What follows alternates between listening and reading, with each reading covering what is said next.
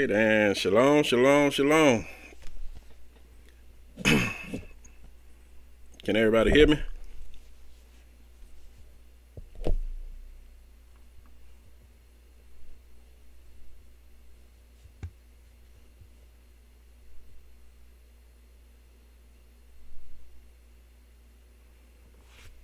All right, we good to go. So, shalom, shalom, everyone.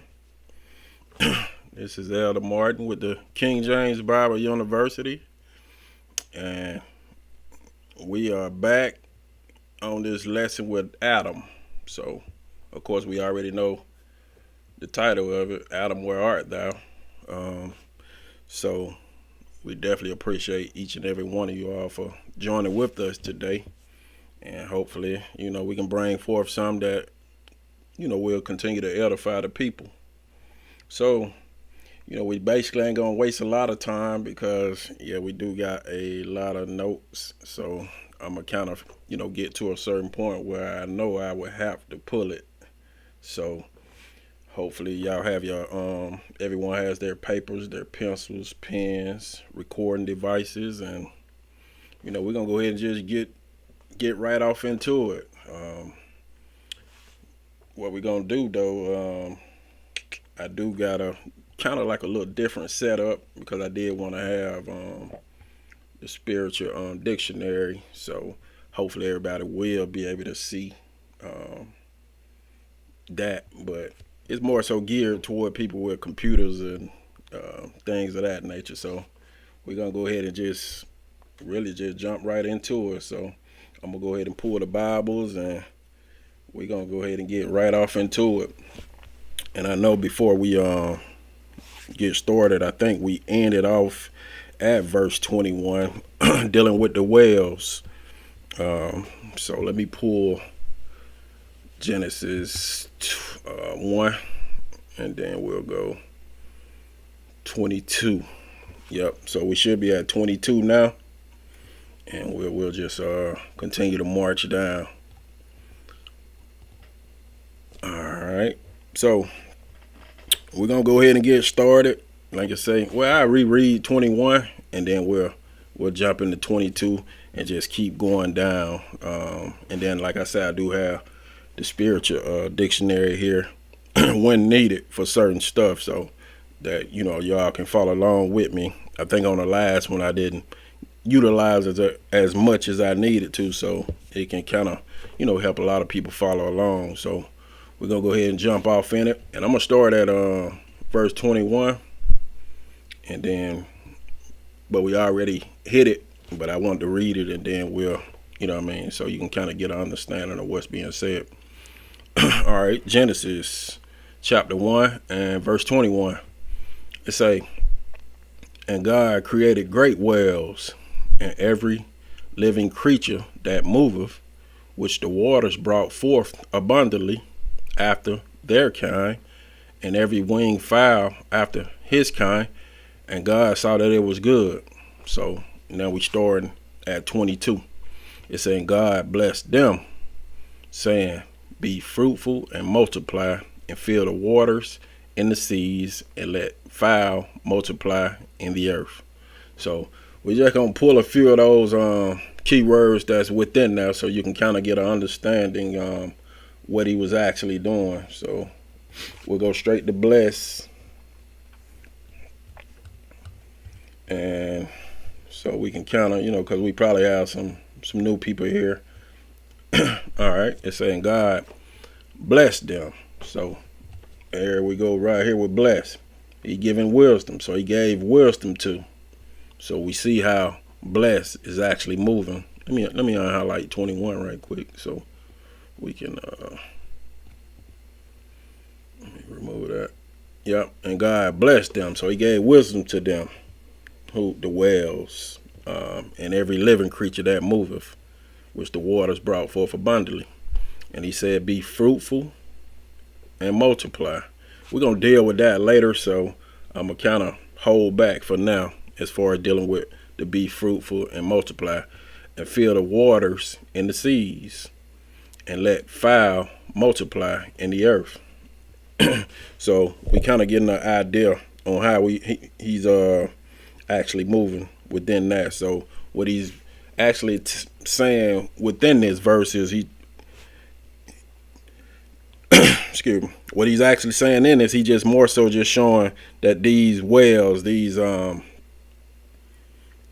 living creatures, all of that, they need to bring forth abundantly, and then being fruitful and multiplying. That's more so just telling them to, they will have to reproduce, supply. Then they're going to be occupying, reproducing within the people. So all of this is going on. So these same whales and everything else within this, after their kind, they have to kind of produce the same thing that's already within them. And we're going to go down to 23. It's and the evening and the morning were the fifth day.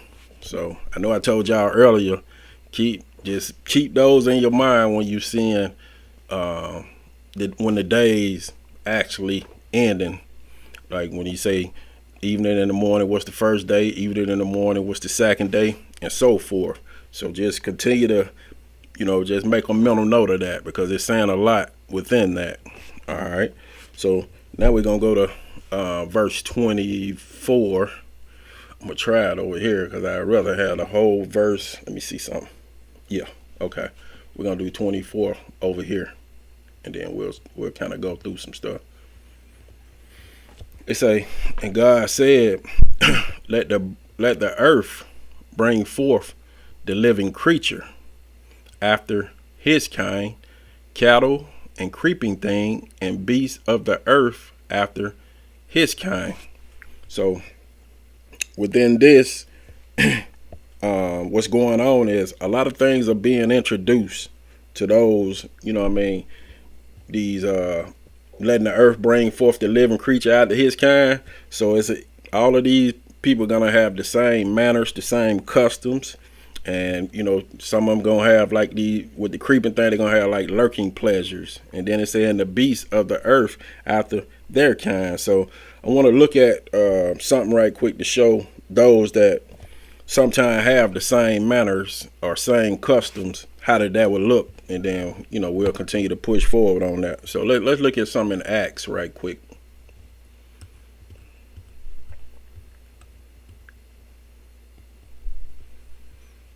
We're going to pull Acts.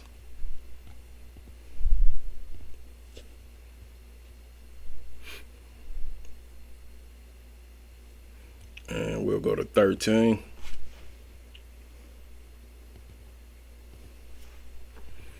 And let's go to 26, because we more so just looking at something that's after their kind, the same manners, the same customs.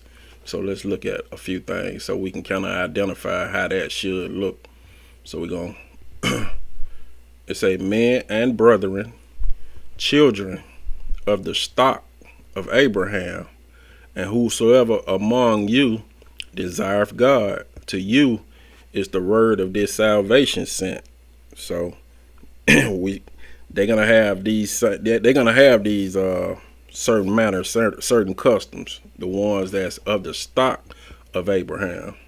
Just because you're from Abraham don't mean you actually gonna have that, walk in those same manners and customs. Let's pull one in Philippians right quick.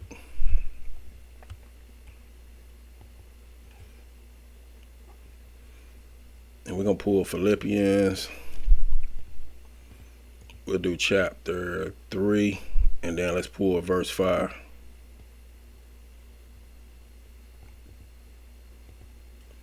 It says, circumcised the 8th day of the stock of Israel, of the tribe of Benjamin, and Hebrew of Hebrews, as touching the law, a Pharisee. So we see this is everything that is within Abraham, of that stock. And we'll pull one more to kind of see that they should have that same custom, same manners, the same tongues. So we're going to pull one last one. Let's go to Jonah right quick. And we'll pull 8. And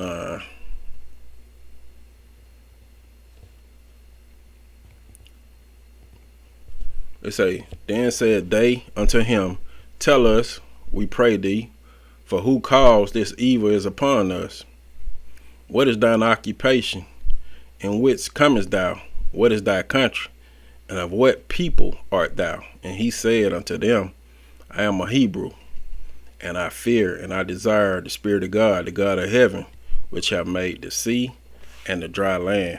So this is more so, like I said, showing who, well, the same customs, the same manners, things of that nature, all of that. I just want to kind of give you an idea when you see something after their kind, this is how it should look.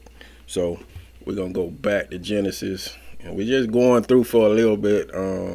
We're going to get to the main topic, but it's just some stuff that I want you to keep out front of your mind. So we're going to go to back to Genesis, and we're going to pull, let me do this.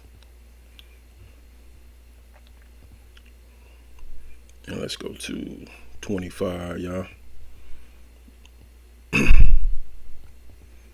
It say, and God made the beasts of the earth after his kind, and cattle after their kind, and everything that creepeth upon the earth after his kind. And God saw that it was good. So I do want to touch on that beast, because that beast plays a big part, and we already in the bees, so I might as well pull that up right quick so you can see the beast. And we'll pull a few scriptures.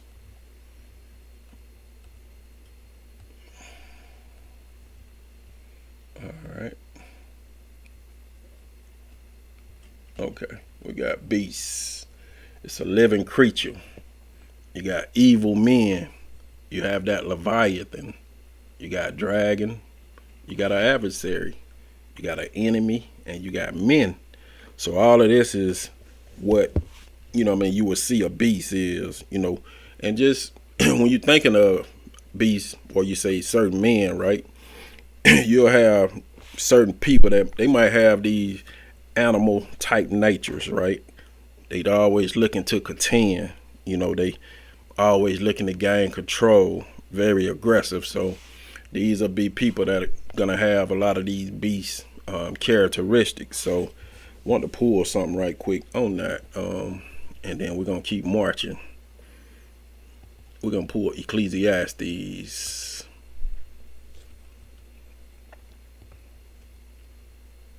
Let me just scroll. And we'll pull chapter 3, and let's hit 18 and 19, y'all.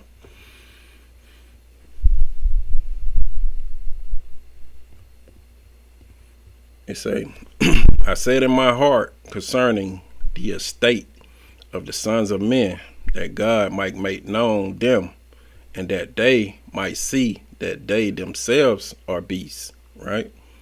For that which befalleth the sons of men befalleth beasts. So they're not showing any difference. Even one thing befalleth them, as the one dieth, so dieth the other. Yea, they have all one breath, so that a man have no preeminence above a beast, for all is vanity. So that actually saying a lot, but I want to pull some other stuff to go with it. We're going to go to Daniel. Hopefully I'm going at a good pace. I'm just trying to get through, because my goal is to try to get through chapter 1, but we're going to see. I'm going to do Daniel chapter 7. We still focus on beasts right quick, y'all. Daniel 7, and let's pull 17.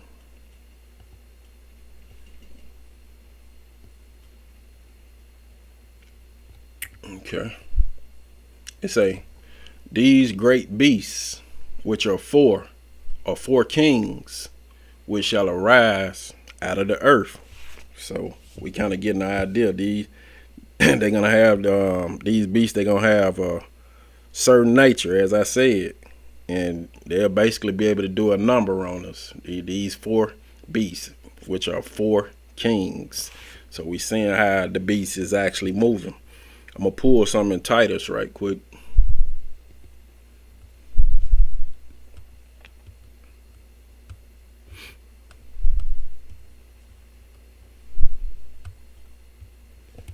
Okay. And we'll hit 1. And let's do verse 12. We all should be familiar with this one, right? It say, one of themselves, even a prophet of their own, said the Cretians are always liars, evil beasts, slow bellies. So it's more so just showing that these beasts basically, it tell you what a Christian actually is. They evil beasts, they slow bellies, they coming, they unclean. That's basically what they are. They always liars. And we'll pull one other one, and we're gonna keep marching. We're gonna go to Acts.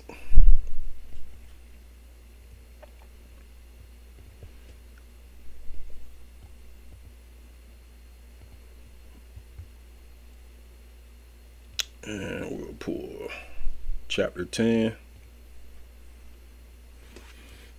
And we'll start at 9.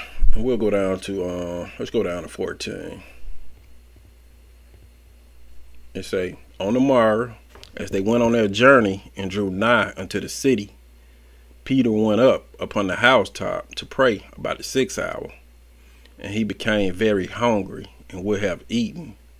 But while they made ready, he fell into a trance, and he saw heaven open, and a certain vessel descending unto him, as it had been a great sheet made at the 4 corners, and let down to the earth, wherein all manner of 4-footed beasts of the earth, and wild beasts, and creeping things, and fowls of the air.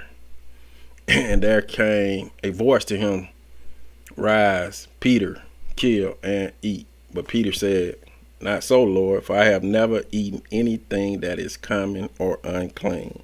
So we see these 4-footed beasts, these wild beasts that, you're looking at them, as I said, they can be common and unclean. They 4-footed.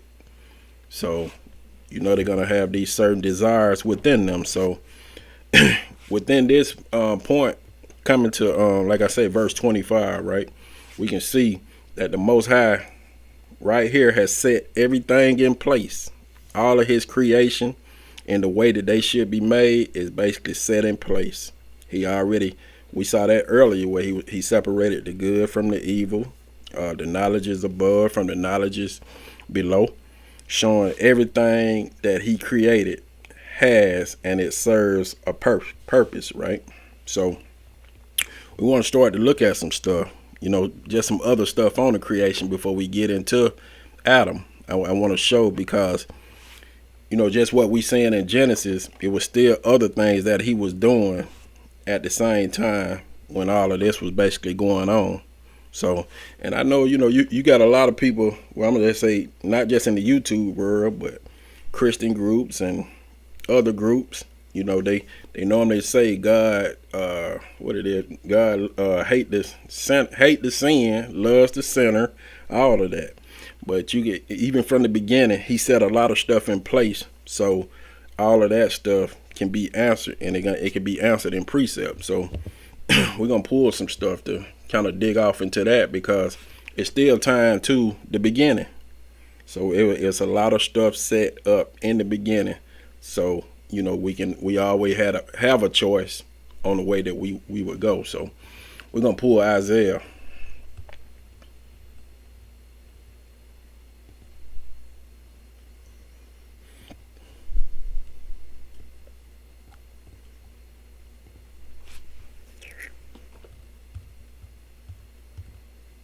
And we'll pull chapter 45. And let's hit verse 7 right quick.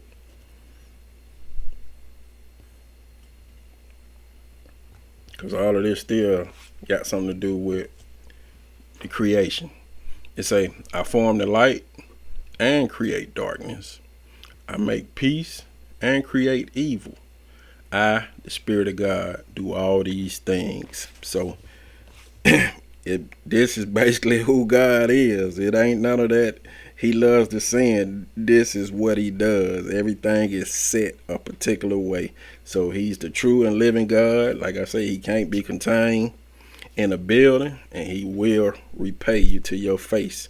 So I want to pull some side by side with that just to show this is how he operates. So we're going to go to Sirach. Let me go back on Sirach. Where we at?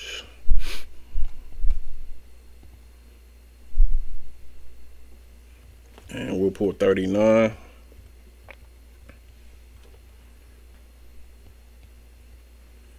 And we'll go to 25. So you compare these side by side. It say, for the good are good things created from the beginning. So evil things for sinners. So it just, hey, this is God.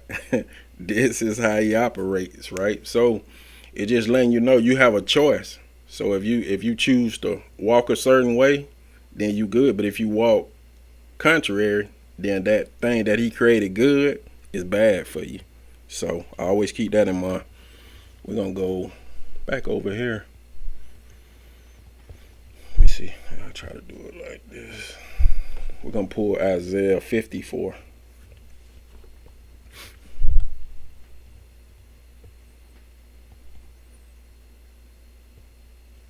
Okay, and let's hit 16, y'all. You can we just getting an idea of how everything is set up. So then it ain't, once you see how everything's set up, it shouldn't be no excuse. It say, behold, remember, I have created the smith, right, that bloweth the coals in the fire, and that bringeth forth an instrument for his work. And I have created the waster to destroy. So we see he created this smith. It's this spirit that basically he put in place to basically put us through that testing process so that we can become instruments fit for his work. You know what I'm saying? So, and then he also created the waster. This one, where is that? Right here, that waster. He created that waster. That waster ain't nothing but, you can look at him like barbecue charcoal. You know, he gonna be cooked and just turn to ashes. He just, that waster is worthless. You can look at him as collateral damage, and basically he made to be destroyed. So, and we can see that. We'll see why that waster is that way. We're gonna pull something in Proverbs.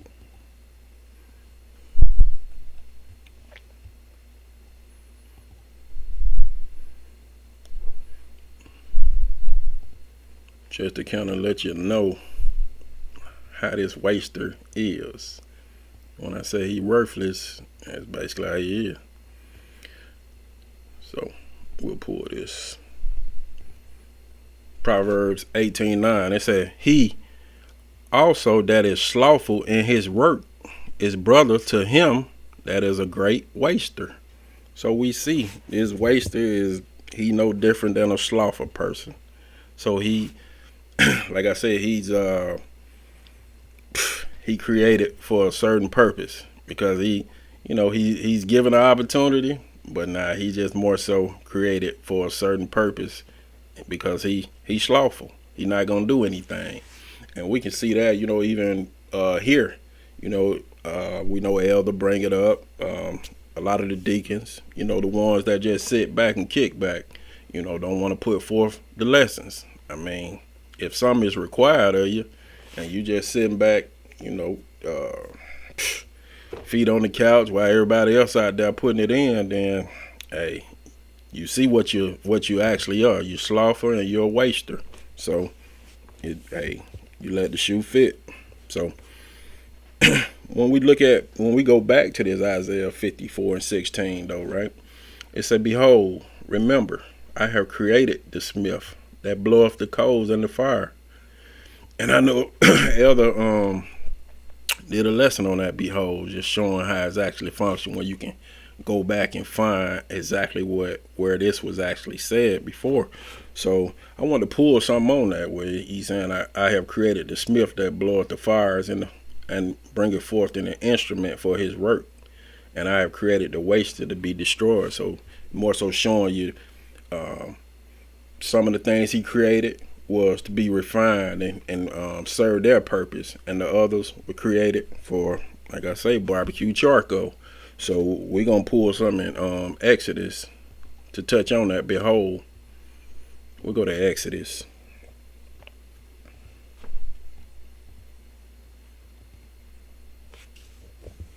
And we'll pull 9. And let's get, we'll just start right here.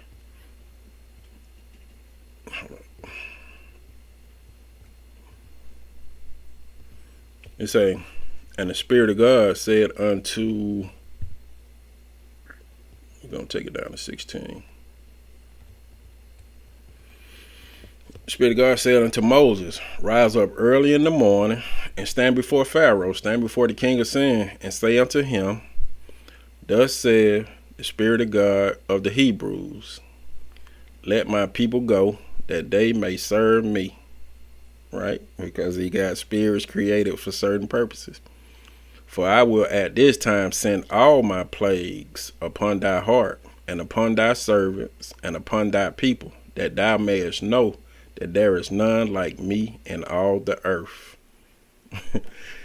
Now verse 15, for now I will stretch out my power, that I might smite thee and thy people with pestilence, and thou shalt be cut off from the earth.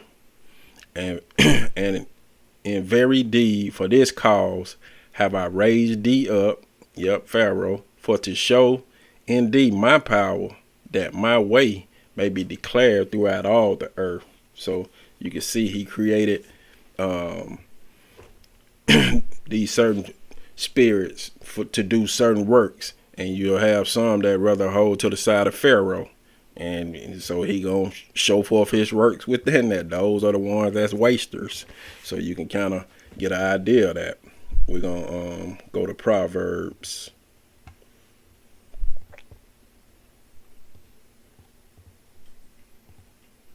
We're still touching on the behold, just to bring something back to see exactly how that Isaiah 54:16 was moving.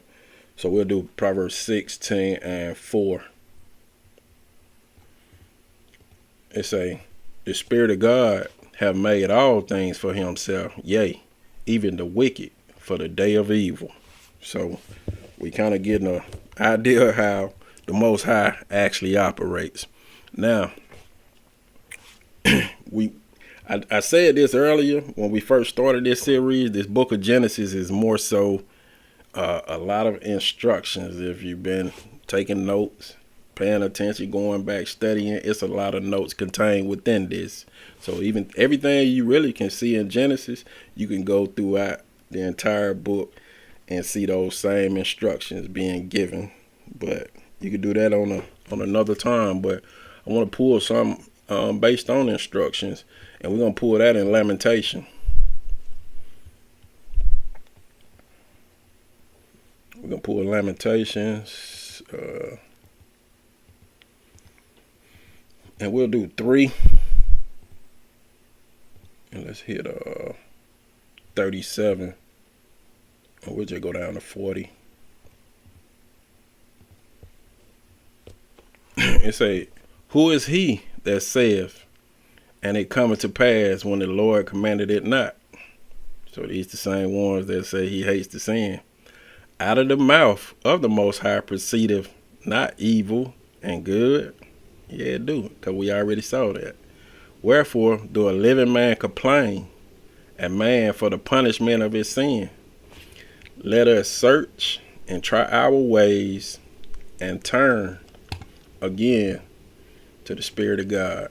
So these he always gives us an out, and we have to understand that he definitely gives us an out all the time. So when the Creator spoke, the word always performed it. So we're gonna go to Isaiah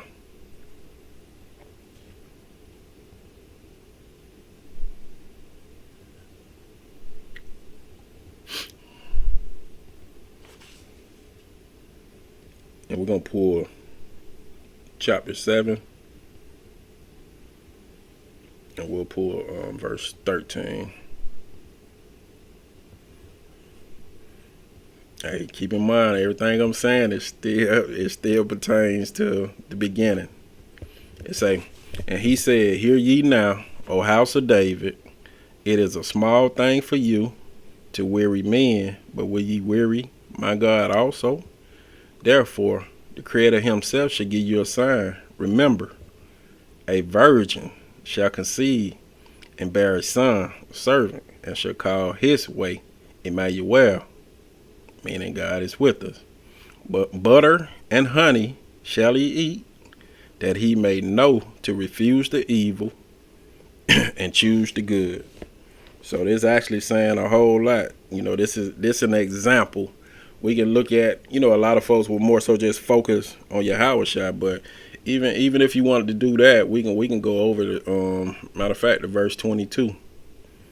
And then that basically gonna include all of us also, if you want to do it that way. It say, and it shall come to pass for the abundance of milk that they shall give, he shall eat butter. For butter and honey shall everyone eat that is left in the land. So we have to eat this butter and honey. Why? Because it'll show us how to refuse the evil and choose the good. And we do know that butter. Let's go to that right quick.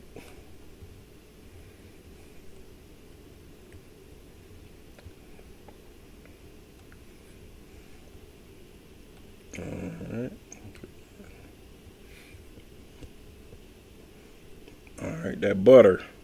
Those are the riches and the abundance, the desirables.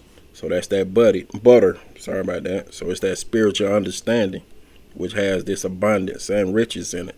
And then we'll go to honey. Let me try to tap it in.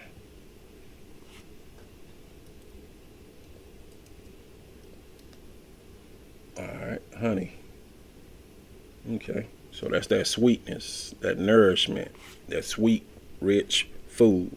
And that's that honey, meaning that sweetness. It's those delights. You know what I mean? Like it says, that rich nourishment, and all of that is within the law. So this is what we supposed to eat. So we'll know how to refuse the evil and choose the good. So all of this is basically telling us everything we need. We're going to go to Amos to kind of, go exactly what I was just saying.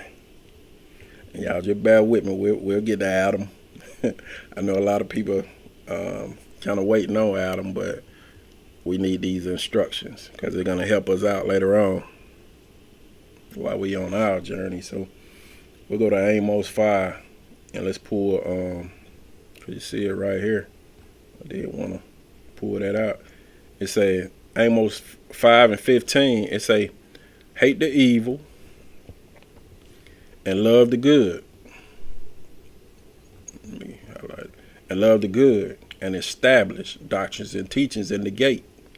It may be that the Spirit of God of hosts will be gracious unto the remnant of Joseph. So just wanted to make sure it don't be nowhere around it. So if we have to hate the evil and love the good. So no matter how you look at it, we have to, and these are basically instructions that have been set forth from the beginning. Like I said, it was a division going on. The waters above, the waters beneath. You had the firmament. You basically had light, darkness. So everything's set up the way that it should be. And we can see that right here. We'll go to this, and then we'll start to march down. We'll go to 1 Timothy right quick.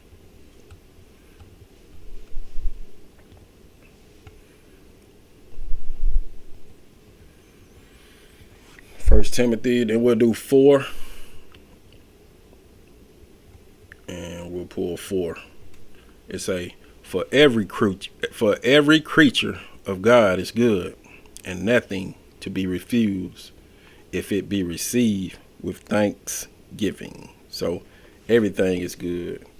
Everything that he created is good if it be like you say, receive with thanksgiving, with our best intentions, with humility and all of that, because it was created for a certain purpose. Let me go to Ecclesiastes. We're gonna get going, y'all. Just check out these instructions, because they basically mean a lot. We'll do Ecclesiastes chapter 3. And then let's pull on verse 16. Matter of fact, we'll go down to 22. Let's do that.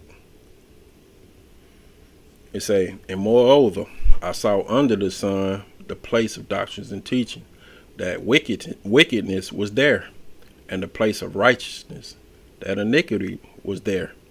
I said in my heart, God shall judge or teach the righteous and the wicked, for there's a time there for every purpose and for every work. I said in my heart concerning the estate of the sons of men, that God might make known them, and that they might see they themselves are beasts. We'll take it down to 22.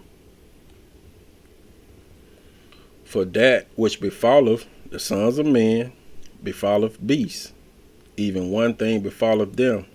As the one dieth, so dieth the other. Yea, they have all one breath, so that a man have no preeminence above a beast, for all is vanity. All go into one place, all are of the dust, and all turn to dust again.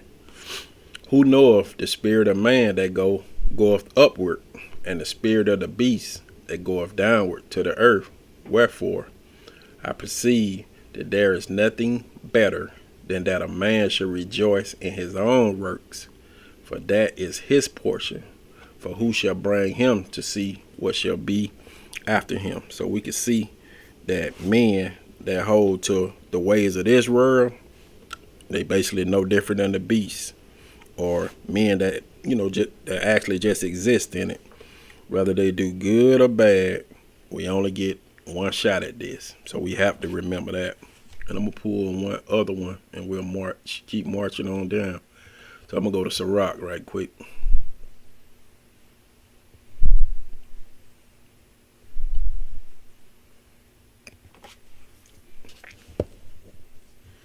And let's pull 39.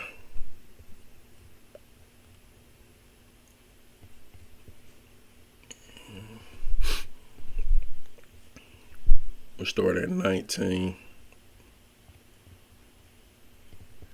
It say, the works of all flesh are before him, and nothing can be hid from his eyes.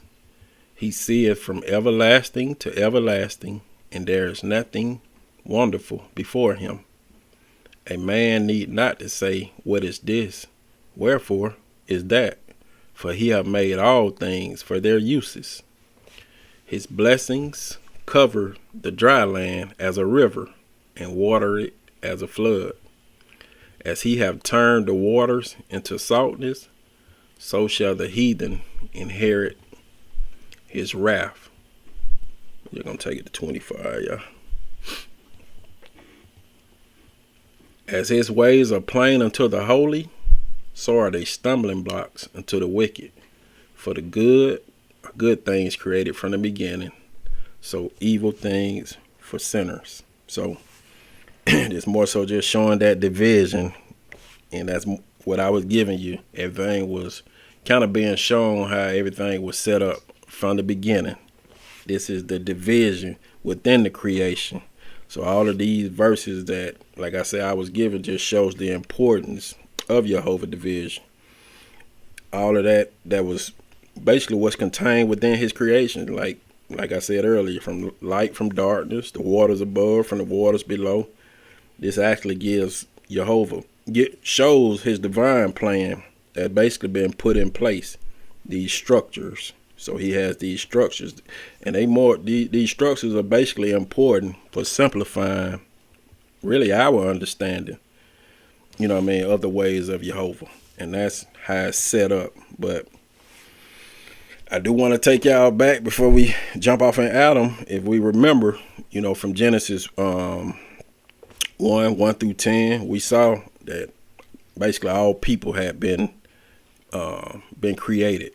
From Genesis 1 and 1 through 10, we saw all the different nations. And then you seen in Genesis 1, matter of fact, let me go over here, and we'll just go over here. We'll start Genesis 1. And he's saying, and the earth was without form. We seeing all of this going on. And then we got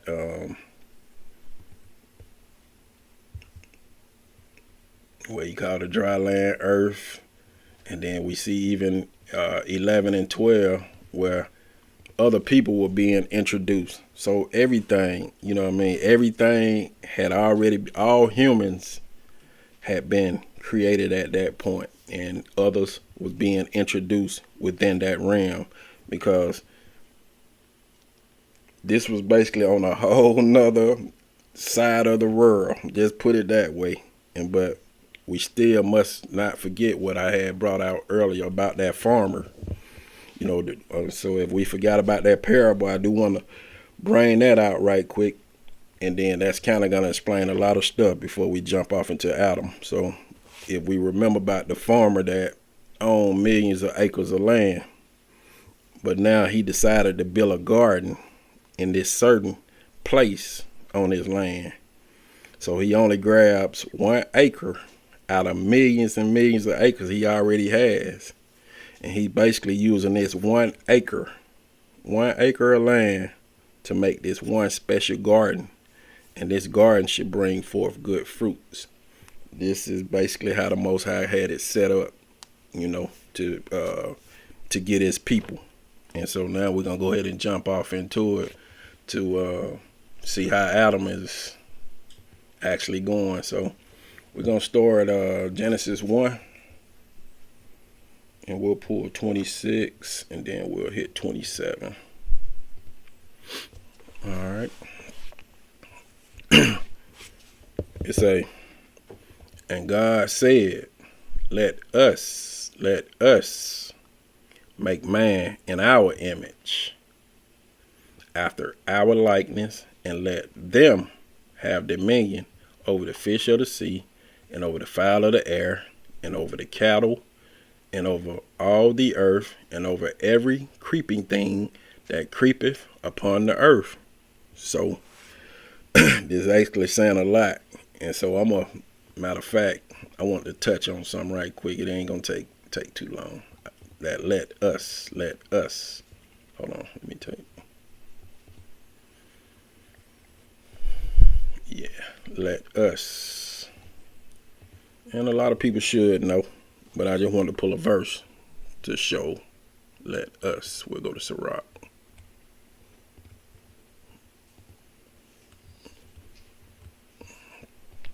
And we'll pull 24. And we'll do 1 through 3. It say, wisdom shall praise herself and shall glory in the midst of her people. In the congregation of the Most High shall she open her mouth and triumph before his power.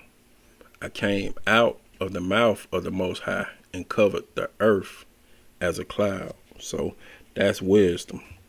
Now we're going to kind of start to dig off into this verse here when it's saying, let us make.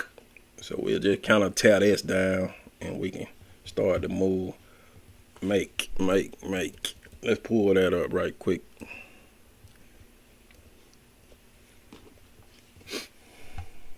Make. You got make, create, form, build, fashion, produce, cause, craft. So make can function a lot of ways, but we just gonna basically put form, and we'll go back over here and say let us form man in our image, right? So they're gonna have this image of God, and we'll pull image. And where I got my keyword dictionary up, so we can kind of, it can help a lot of people out to see exactly what's going on. Let me see. Let me try to do Image.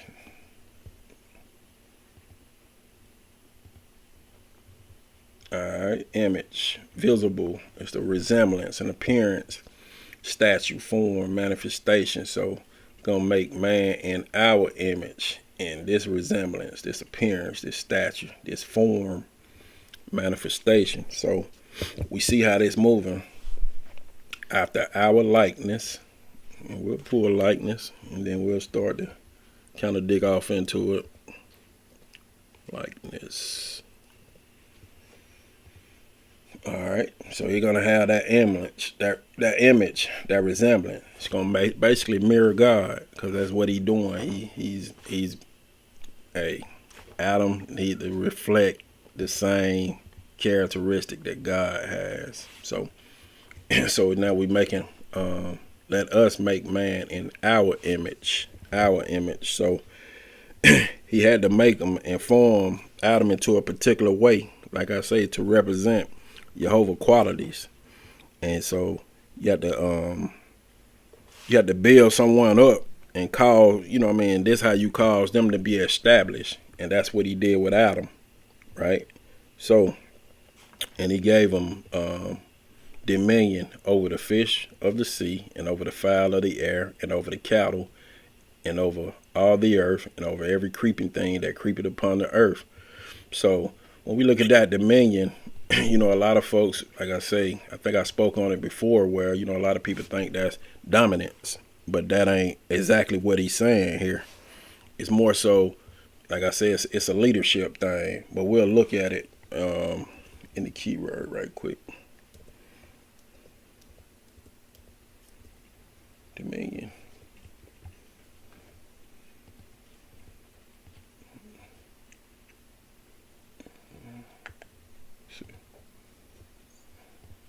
Alright, let me do this.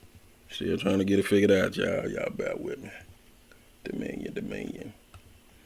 We'll go down straight to dominion.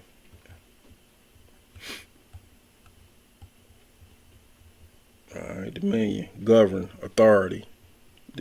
So that's basically that dominion. You can look at it, govern, authority, which can also function as leadership. And I want to show that as far as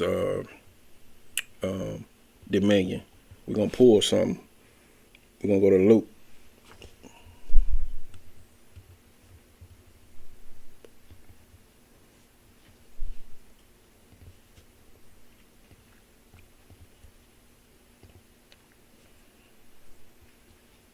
And let's hit 22.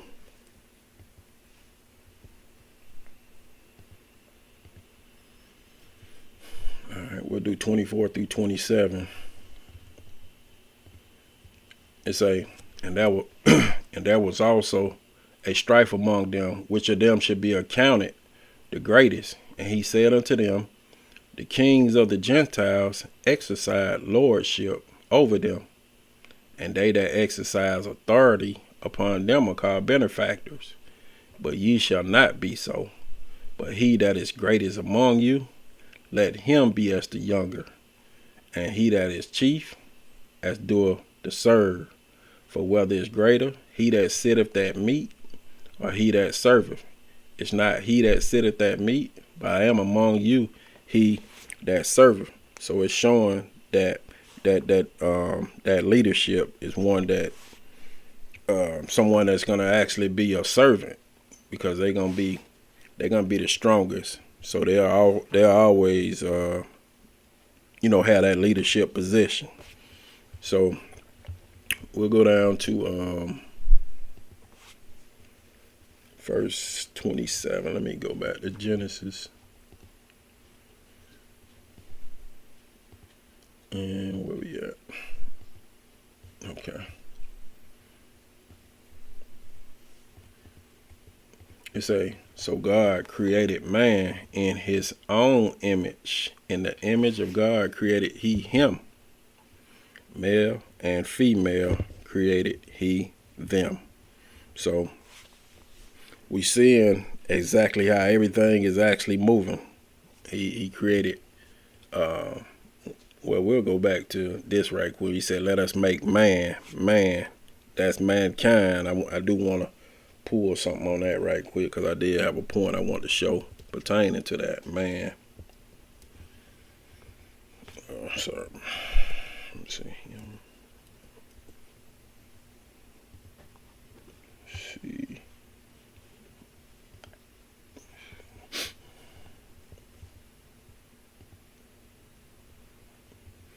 Man.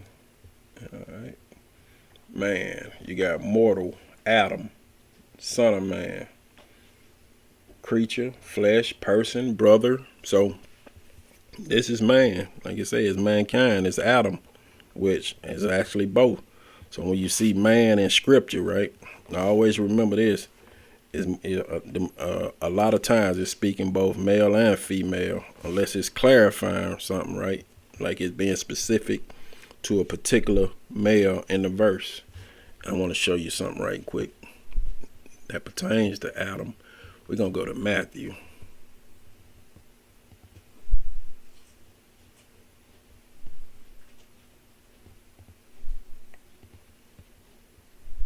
I'm going to pull 18. And let's go to 11.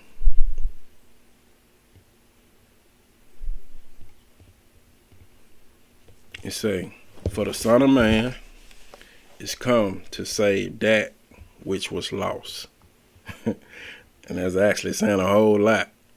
The Son of Man, the Son of mankind, the servant of Adam is come to save that which was lost.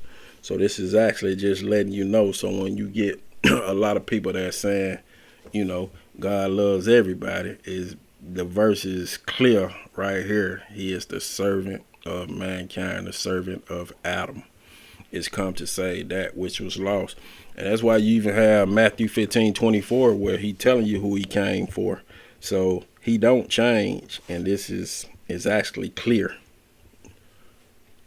So Adam is being what he was being created in God's image, showing that Adam had important role in that creation. He had to display these certain characteristics. You know what I mean? He had to display this light upon, we're going to say, all Jehovah creation. He has a responsibility, and he had to have this reflection of God's character throughout the earth. But we always know this right quick. I want to pull some in Ephesians.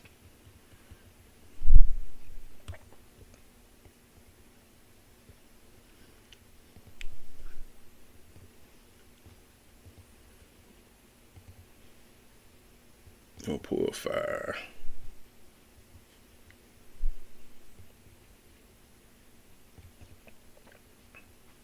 It say, for ye were sometime darkness, but now ye light in the Creator. Walk as children of the light. Because if we stay in darkness, we already know he can't dwell with us. It basically don't fit his blueprint. It don't fit that pattern that, he has. It don't fit the fashion of the house. And so when we're looking at Genesis 1:26 and 27, all of that, what he was saying, where let us make man in our, it's a certain pattern, it's a certain blueprint within this house, and that's what we finna kind of get off into to show how it should look. So, and basically the whole congregation has to be set this certain way. So we're gonna pull something to counter start to dig off into that. And all of these are still the instructions pertaining to Genesis 1:26 and 27. We're going to go to Exodus right quick.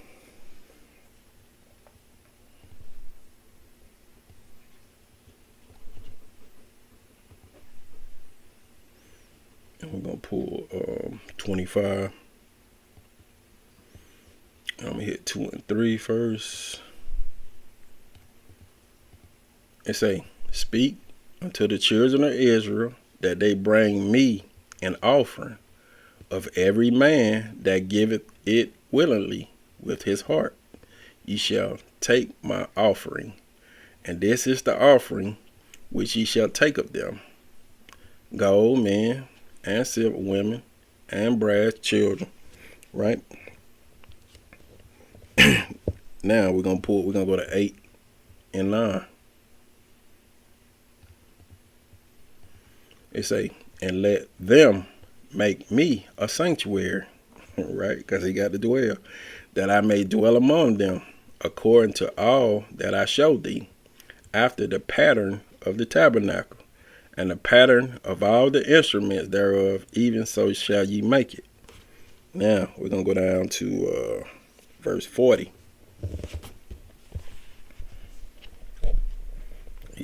Basically everything is laid out that when he had Adam them, everything is set in place, and now it's up to us to kind of find out what's going on. It say, and look that thou make them after their pattern, which was showed thee in the mount.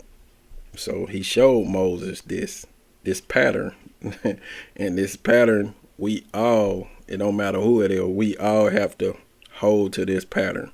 So we're gonna pull something right quick, and then we're gonna go through it. We're gonna go to Hebrew.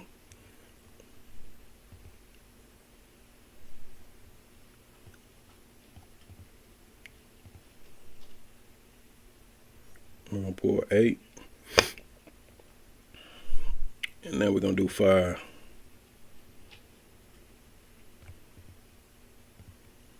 They say, who served unto the example and a shadow of heavenly things, as Moses was admonished of God, right? He was being corrected when he was about to make the tabernacle. For, see, saith he, that thou makest all things according to the pattern showed to thee in the mount. So this is basically being clear. It's more so specific on it has to be a certain way. And that's the same thing with us, how we are supposed to be built up for him to actually dwell with us. So we're going to kind of go into some stuff, and hey, I'm going to try to explain it the best way I can, but I kind of broke it down to enough where I think we should be able to get it. So we're going to go to Ezekiel.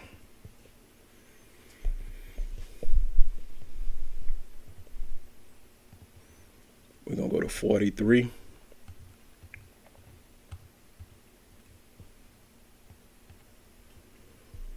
And let's pull. Let me see. We'll just do what we can on the first one. Let's start at, we'll just do it like this, because we need to go down all the way down to 18. Ezekiel 43, we actually going 10 through 18. And I really got to explain a lot of these verses. So, but they're gonna help us, because you'll get to see a lot of stuff right here. It say, thou, son of man, show the house to the house of Israel, that they may be ashamed of their iniquities, and let them measure the pattern. So we already see they need to measure this pattern.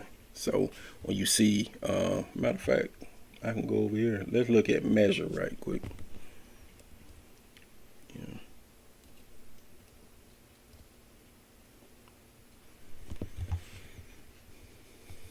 Measure. All right, you got measure. Standard, weights, portions, degree, stature, judgment, right? So it's telling you that they may be ashamed of, and let them measure the pattern. So when you measuring something, you're basically looking at the whole extent of it and showing what's being determined and what's required. So that's the measurement that's actually going on. So now you need the dimensions, the portions, the washings. All of this is needed. So we're gonna go to dimensions. We're gonna go to dimensions right quick.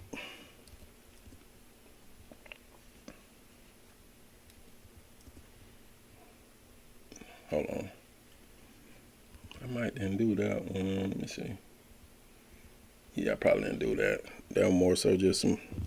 But when you look at the dimensions, right, those are the elements. So we have to know the different elements of what it takes to start to build up this house. And then we know the portions. A lot of us already know the portions of the tithes. And then you got washings. Let's go to washings. We're just on verse 10 still with Ezekiel. So, and what I do? All right, we got washings. You got purifying, cleansing, sanctifying, refining, redemption. Let me see. It's a baptism. It's a cleansing, sanctification. It's a reason of confession. Let me see what the other one. Yep, cleansing, purifying. That's basically what's going on. So it's a purifying process. So when you look back at it, it says, "Son of man, show the house to the house of Israel that they may be ashamed of their iniquities, and let them measure the pattern." So this is what's actually going on. You're looking at the whole extent and determining what's required, and you're going through through your tithes. You're going through this purifying process, and then what we at? Yep, and measure the pattern. And that pattern, we already know it's an example. It's a blueprint on how things are set, and we already know that can't be changed because it comes from the Most High. Now we're gonna go to verse 11, and it say, "And if they be ashamed of all that they have done, show them the form." This form. We'll pull that right quick.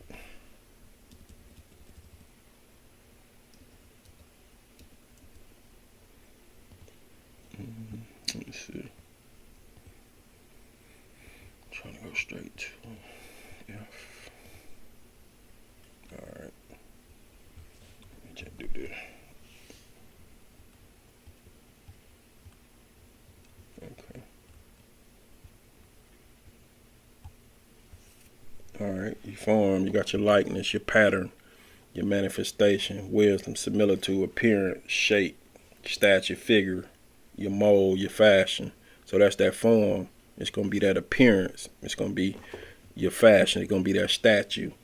So it's saying, and if they be ashamed of all that they have done, show them the form.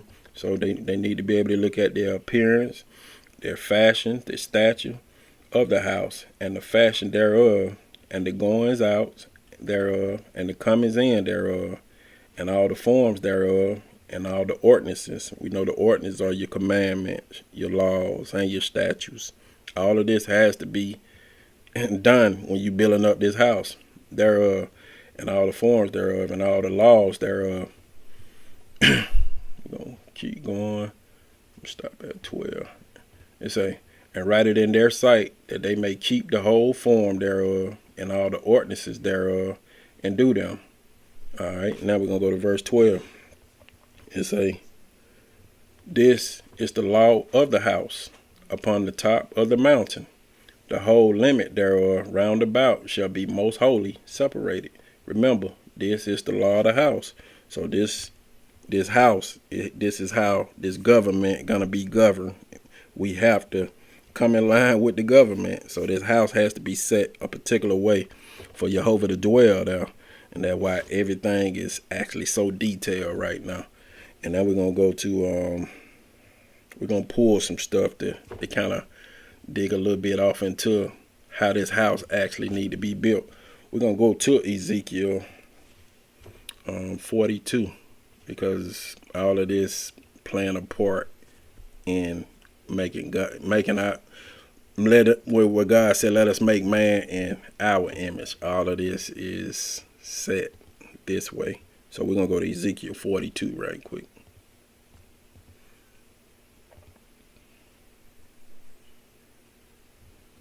All right, Ezekiel 42. And we're going to pull verse 20. We're going back to the measuring. So let's say he measured it. He measured it about the 4 sides. It had a wall round about 500 reeds. So we're gonna look at that reeds because they're saying a whole lot. It had a wall around about 500 reeds long and 500 broad to make a separation between the sanctuary and the profane place. So when you look at reed, right? We know reeds can be abomination, but this reed here is a unit of measure, right? So when you look at this read, you're looking at a unit, and this unit actually gonna be 6 cubits. So just, if you want to, you can write down this math. A unit, or a reed, well, you can say a reed is a unit, and a unit gonna be 6 cubits. And so when you're looking at 6 cubits, each cubit is 18 inches, right? And all of these numbers I'm saying, you finna see all of this in scripture. Each cubit is 18 inches. So when you got 6 cubits, now you got 9 foot. You got 9 feet. Because like I said, each cubit is 18 inches. So now you got 500 reeds. Y'all write that down. You got 500 reeds. So now you got, we're going to look at something right quick. I do want to show something right quick to show that each cubit is 6. Each reed is 6 cubits. Let's pull something right quick in Ezekiel 40. And it's for a purpose. So if y'all want, y'all can write it down. But we're going to do Ezekiel 40 and verse 5.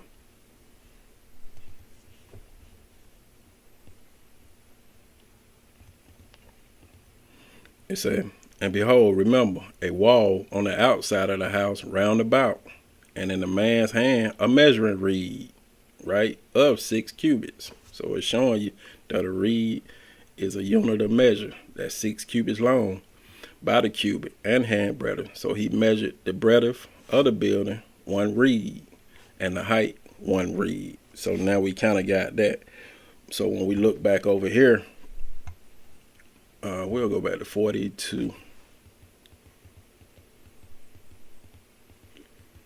I'm about to make a point. I just want to kind of go through this measurement because it means something.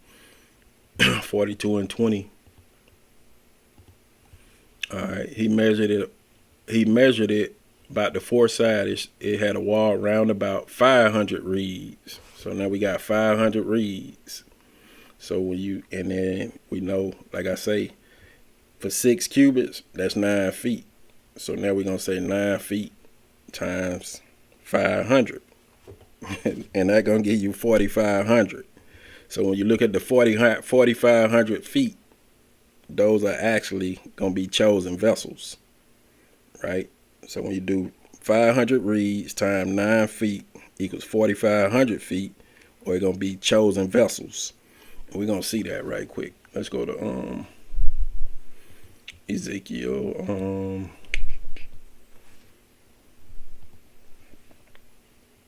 48.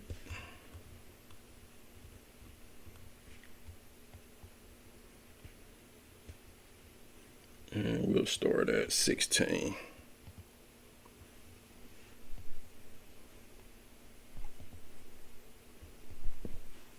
All right, it say, and these shall be the measures thereof. Because remember I said 4,500 feet. And these shall be the measures thereof. The north side, 4,500. That's the 4,500 I was telling you. And the south side, 4,500. And on the east side, 4,500. And on the west side, 4,500. So we see you got 4,500 on each side. And we can jump down to 31 to show that these were chosen vessels. We'll do 31 and we'll take it to 35. It say, and the gates of the city shall be after.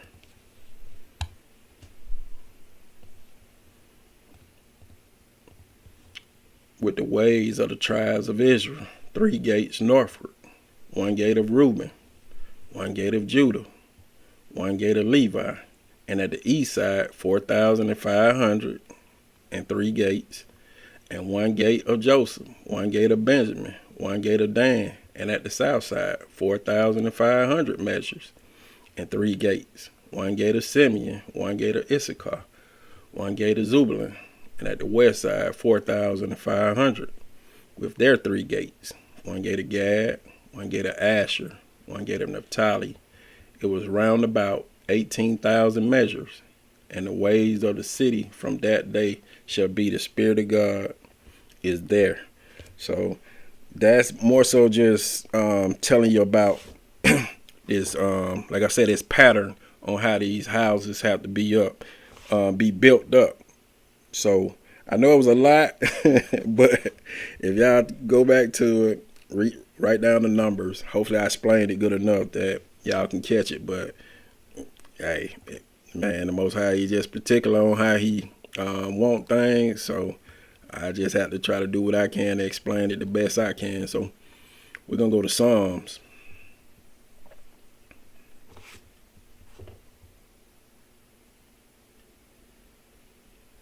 All right, Psalms 93.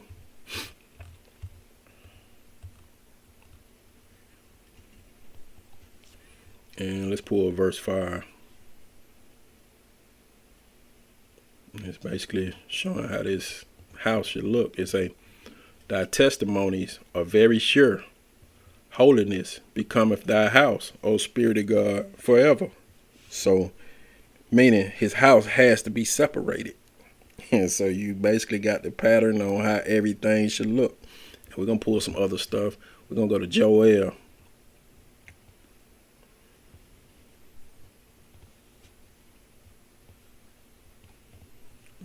Let's hit Joel chapter 3. And we're going to hit verse 17.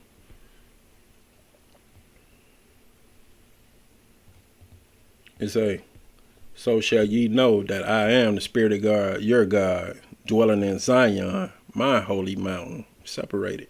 Then shall Jerusalem be holy, separated, and there shall no strangers pass through her anymore.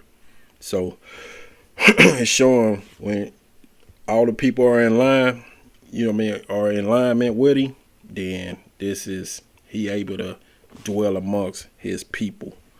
So let's go to Zechariah.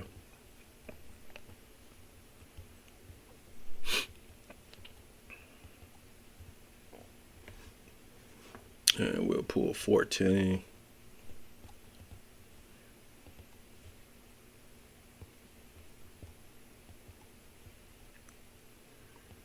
And we'll do 20 and 21.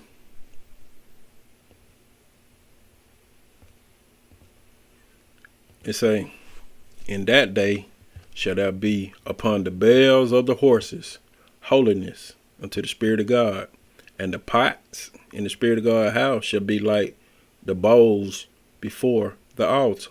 Yea, every pot in Jerusalem and in Judah shall be holiness unto the Spirit of God of hosts, and all they that sacrifice shall come and take of them and seethe therein.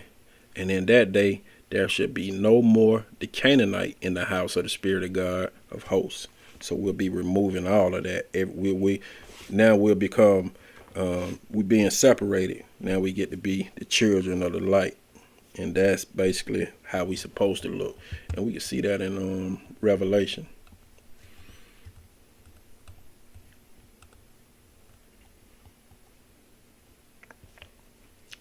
And we'll pull 21.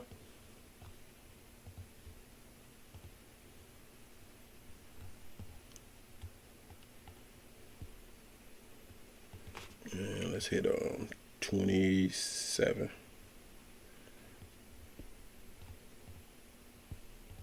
It say, and there shall in no wise enter into it anything that defileth, neither whatsoever worketh abominations, or maketh a lie, but they which are written in the Lamb's book of life. So this is something that we all have to strive to be. These are these houses that's supposed to be inside his house, being in the house of God. So we kind of seeing what it takes to get there, but man, we still in Ezekiel, because we still got more to see what we need to do to build that house that way. So we're going back over to Ezekiel.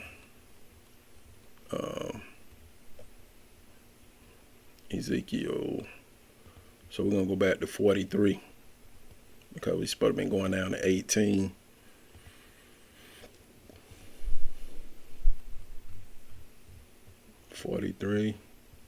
And let's get to verse 13. I'm going to try to go through this one a little quicker. But, yeah, because I might just need to explain a little bit because, yeah. All right. So now this is how we get to the point on building up that house. So basically the instructions are there, right? It says, verse 13, and these are the measures of the altar after the cubit. The cubit is a cubit and a handbreadth. Even the bottom should be a cubit, and the breadth a cubit, and the border thereof by the edge thereof round about should be a span, and this shall be the higher place of the altar. So that said a lot, but we're gonna just but y'all just write down the words and check me. I encourage everybody to check what I'm about to say.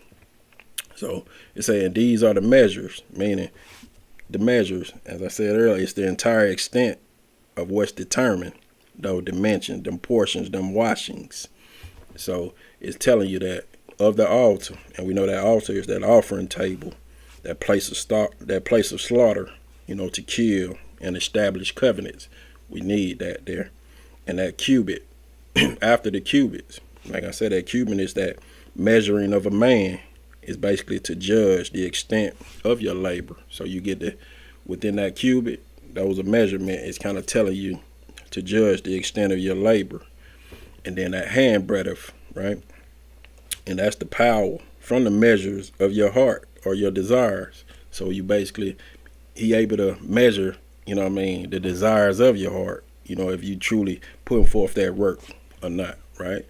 And the breadth, a cubit.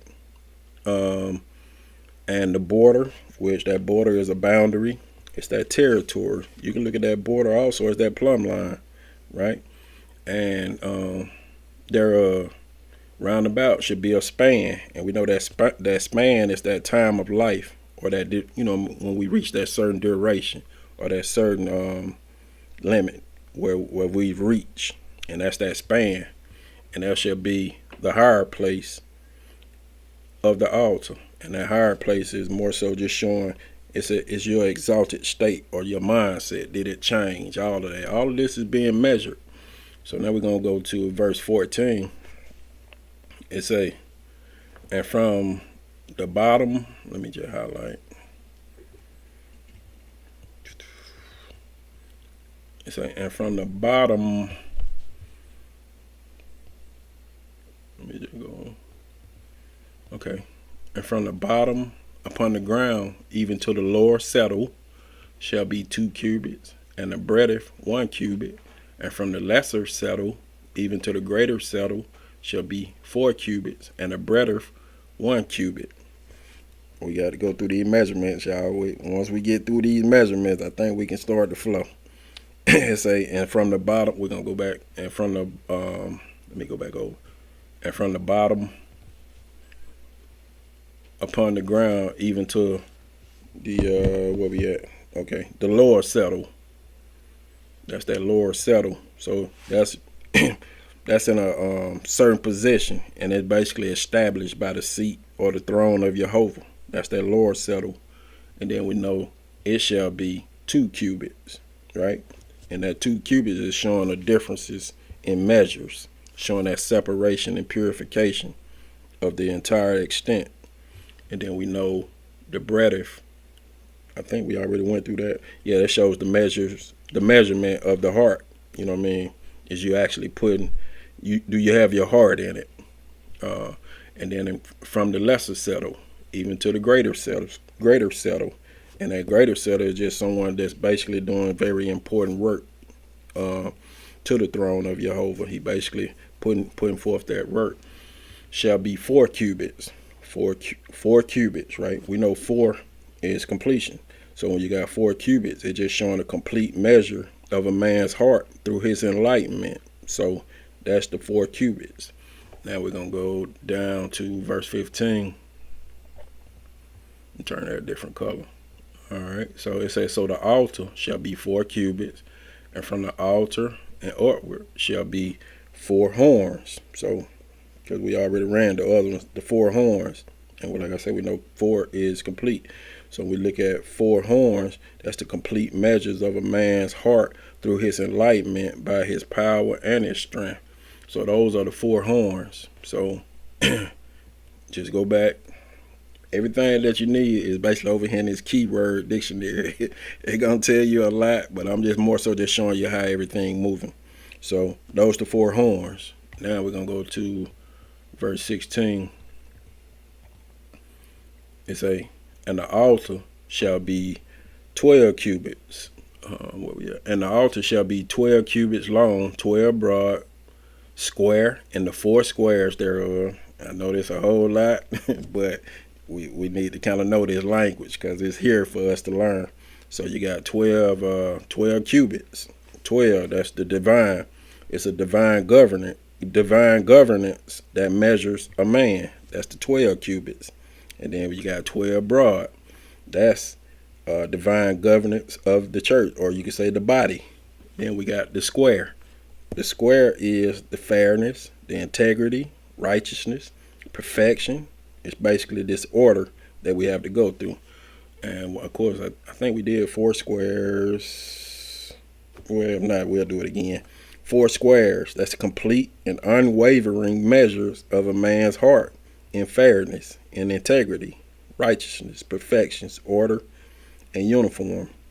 Now we're going to go down to verse 17. All of this is something that we got to get it. We have to. So that's because all of this is building up the temple so he can dwell. So we're going to go to verse 17 and say, and the settle, which the settle, like I said, that's the established throne of authority, shall be 14 cubits long. We did 14? No, we didn't do 14. All right. The settle shall be 14 cubits long, so it's complete and unwavering in the measuring of a man to judge the extent. I'm going to repeat it. It's the complete and unwavering in the measures of a man to judge the extent. 14 broad. That's the complete and unwavering of the church or the body. And of course, we had the 4 square. I'll read it again. It's the complete and unwavering measures of a man's heart in fairness, integrity, righteousness, perfection, order, and uniform. Now we got the stairs, right? Those are the steps, the paths to basically the steps or the paths to ascension or that mindset change. Those are the stairs. And then you got, of course, the east, and that's the wisdom, the knowledge, and the understanding. And now we'll go to this last one. I know it took a minute, y'all, but hey, we got a while. We're gonna be here. You know what I'm saying? This Adam thing go. It goes for a good little minute. So, all right, verse 18. It say, and he said unto me, Son of man, thus says the creator God. These are the ordinances, and we know the ordinances is his laws, his statutes, his commandments of the altar, that offering table, that place of slaughter, to sacrifice and establish covenants of the altar in the day when they shall make it, to offer burnt offering, meaning those living gifts. We're supposed to be presenting our body thereon, and to sprinkle blood thereon. So, that was a lot, but we're going to keep going, because I do want to finish out these last couple of verses, because, yeah, I kind of knew that was going to take a little minute, but I want to go to Ezekiel again. We finished with that to show what we need to do to build the house. So hopefully some caught it, others, I will look back at it, write the note, study it, and I'm sure it'll help you out, because he's saying it clear on what we need to be doing. So we're going to go to Ezekiel 37.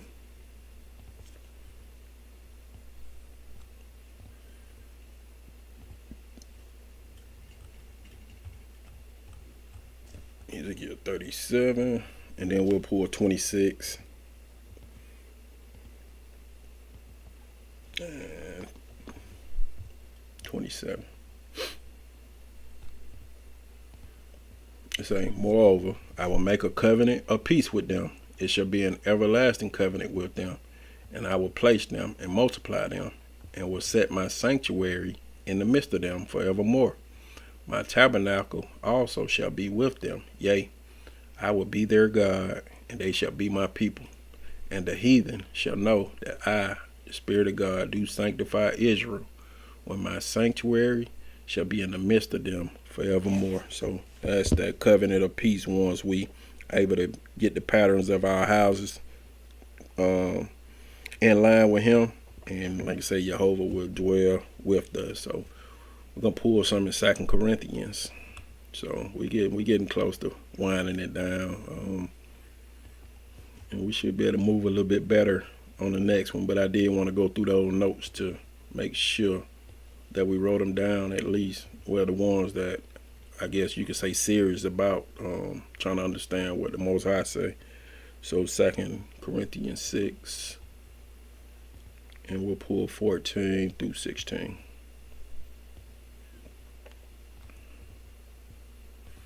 It say, be ye not unequally yoked together with unbelievers. For what fellowship have righteousness with unrighteousness?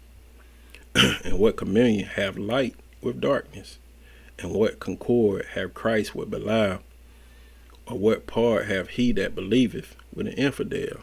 And what agreement had a temple of God with idols? For, here we go, ye are the temple of the living God, as God has said, I will dwell in them and walk in them, and I will be their God, and they shall be my people. Showing that if we get outside of that blueprint, that pattern of the image and the likeness of Jehovah, then the measurements, we already see, it's going to be off. That law is set on what we must do and how to perform it. And that was basically through all the numbers I get. And touching on that, you know, a lot of people, because I did want to touch on some as far as where, you know, a lot of people, they normally say, yeah, but that was back then, or the law, you know, that came with Moses. It wasn't like that in Genesis, but the law has always existed. And that's something that we have to remember. So all of this was set up from the beginning with what I just went through. So I want to pull some stuff to kind of show that. We can start in Romans.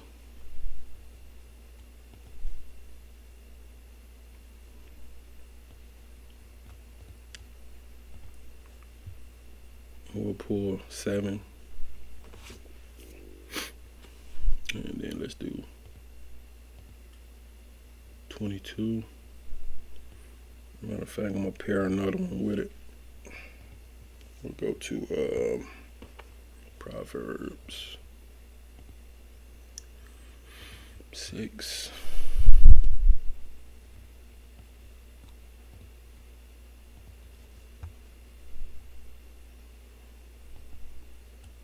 And we'll pull 20.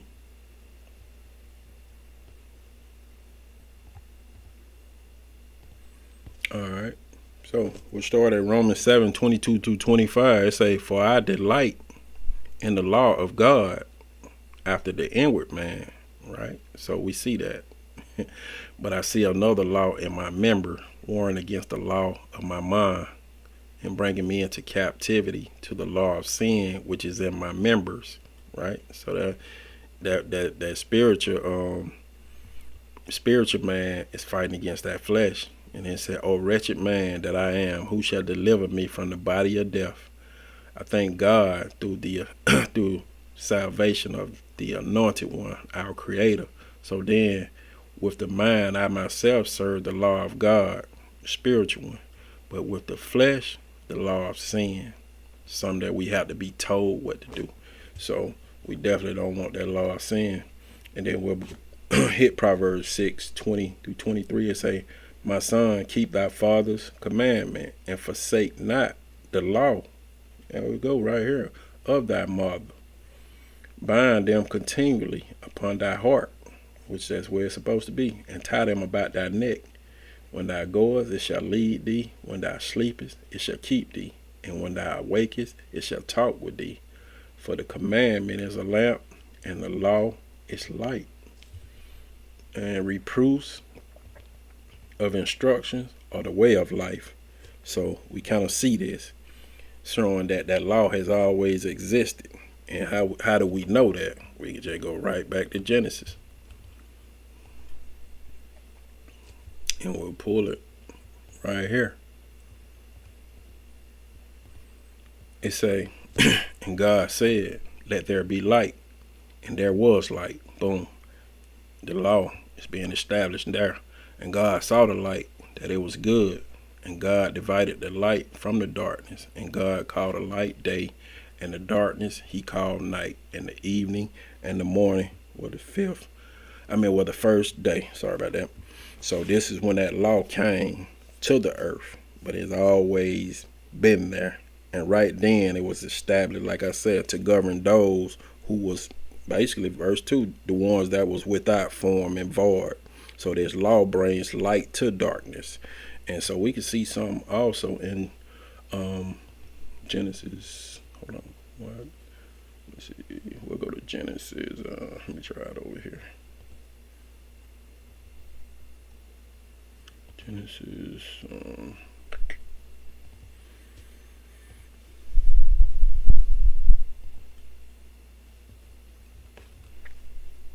26, and we'll pull verse 5.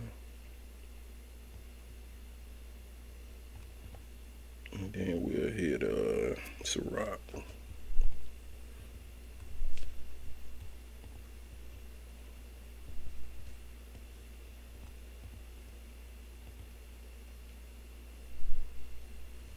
$44. And we hit 19 and 20.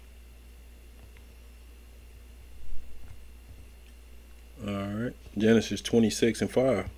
It said, because that Abraham, it was before Moses. So you can't just say the law came with Moses.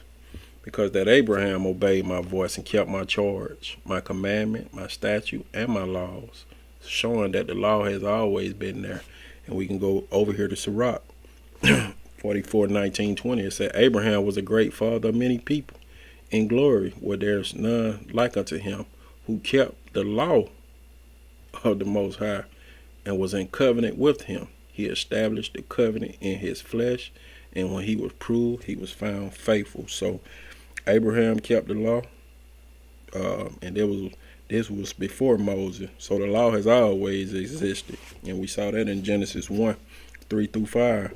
So all of this stuff that I did display today, it more so still going back to, let's go to it right quick.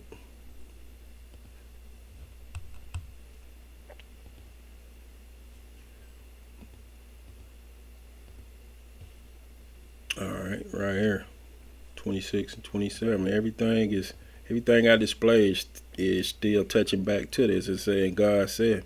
Hold on. Why I didn't highlight? Hold on. Try green. You don't want to. Okay. Yeah. 26, 27. And God said, let us make man in our image, after our likeness, and let them have dominion over the fish of the sea, and over the fowl of the air, and over the cattle, and over all the earth, and over every creeping thing that creepeth upon the earth. So God created man in his own image. In the image of God created he him. Male and female created he them. So everything that I displayed today, as far as the patterns and all of that was what Adam was supposed to display. Everything, like I say, the patterns on how the house is supposed to be built. This would make us be the way the Most High had it set for us from the beginning. So we saw all of this. We see everything has its numbers, and that's the beautiful thing about the Most High. Everything it's a numbering system when you actually think about it. So and everything is contained. All the numbers are contained within his blueprint or his pattern. And we're gonna pull this last one just to show that how everything is within his numbering system. So we're gonna go to Sirach.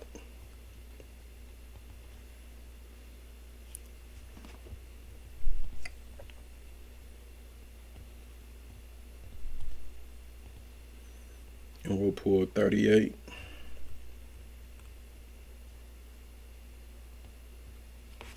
And let's hit 29.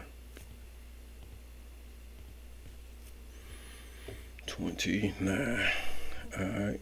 Sirach 38 and 29, it say, so doeth the potter sitting at his work and turning the wheel about with his feet, who is always carefully set at his work and maketh all his work by number.